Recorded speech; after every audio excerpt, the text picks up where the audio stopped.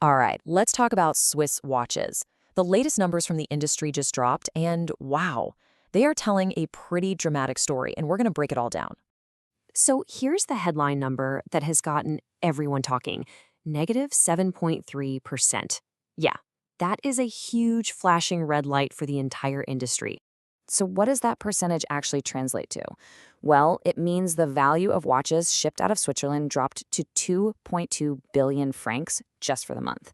And look, this isn't just a tiny blip on the radar. The official report literally used the word worsened, so you know it's serious. To really get what's going on, we have to dig a little deeper. So let's start with this headline number and see where it's coming from.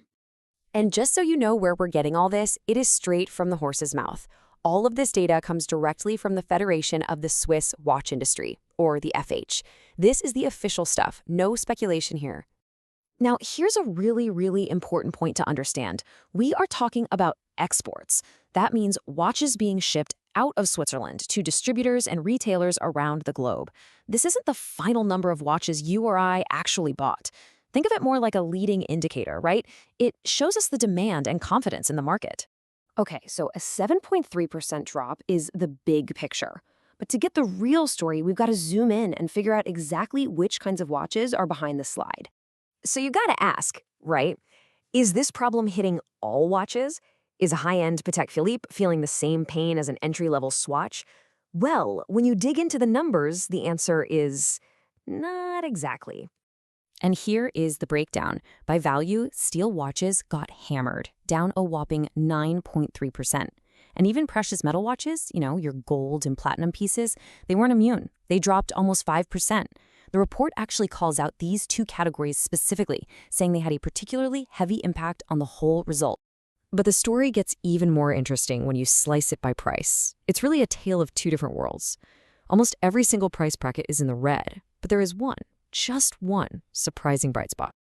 And here it is. Take a look at that bar right in the middle. Watches in that 200 to 500 Swiss franc range, we're talking about those really solid, accessible Swiss-made watches, they're actually up.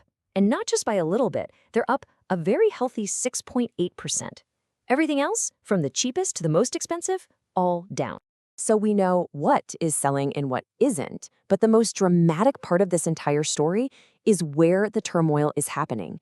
The geographic data is just that global negative 7.3% figure we started with. It's actually hiding some incredible volatility.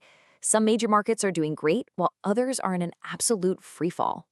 Okay, brace yourself for this next number. The USA is down 52.3%. No, that is not a typo. 52.3. This is the industry's single biggest market, and it basically fell off a cliff. This one country is dragging the entire global number down, big time. But then, in a complete twist, you have this. The United Kingdom is up almost 8%. It is seeing a return to really strong growth. I mean, you could not get a more stark contrast between the number one and number two markets for Swiss watches. So let's pull back and look at the full picture for the top six. You've got that massive US drop, right? But then there's some surprising good news. The UK, Hong Kong, Singapore, all positive. Then you've got other key markets like Japan and China, both down just a little bit. It is a true mixed bag out there. Okay, so we've looked at the what, the which, and the where. Let's pull all of these threads together and figure out the big takeaway here. All right, so let's boil it down. First, overall exports took a big 7.3% hit. Second, this was mostly driven by steel and precious metal watches. Third, there's that one bright spot. The 200 to 500 franc segment is actually growing. Fourth, and this is the big one, an absolutely massive collapse in the US market is the main culprit. And finally, some key markets in Asia and the UK are actually holding up pretty well, even growing. That's the whole story in a nutshell. So, all of this leaves us with this huge question, right? For an industry that has literally mastered the art of time for centuries, its biggest challenge now is the future. I mean, what do you do when your most important customer seemingly vanishes overnight? That's the puzzle every single watchmaker in Switzerland is trying to solve right now.